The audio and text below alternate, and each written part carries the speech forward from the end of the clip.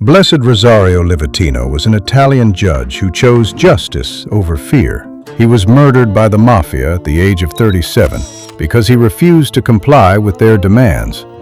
Rosario Livatino was born in 1952 in Canicattì, a small town in Sicily. He grew up in a modest, middle-class family and was the only child of his parents. From a young age, Rosario stood out not because he sought attention, but because of his integrity. As a student, he often helped classmates who were struggling.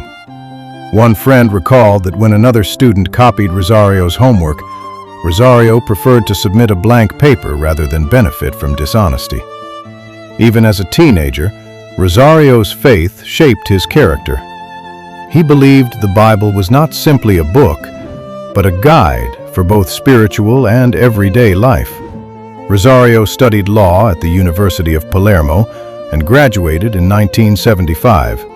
In 1978, he entered the judiciary and soon began working on cases involving corruption, money laundering, and organized crime. At a time when many feared the Sicilian mafia, Rosario chose a different path. He became known as a fair and incorruptible judge, applying the law with courage and consistency. He once said, "When we die, no one will ask how religious we were, but how credible we were." Because of his work, Rosario received threats. He knew the danger, yet he refused protection, believing that fear could never guide justice. On September 21, 1990, Rosario Livatino was assassinated on a highway near Agrigento. He was killed out of hatred for the faith that inspired his commitment to justice.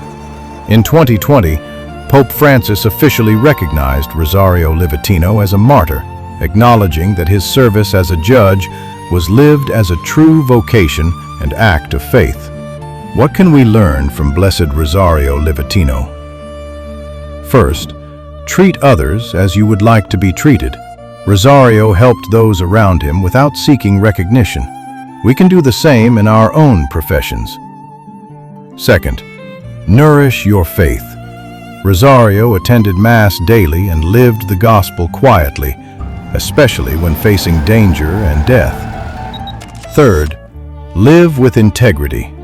Forgive, pray for those who oppose you, and remain faithful to what is right.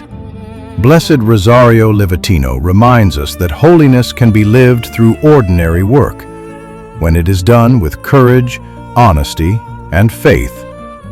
For more information on how men and women can seek and find holiness in their professional work, listen to our podcast entitled On the Mark, available on this YouTube channel.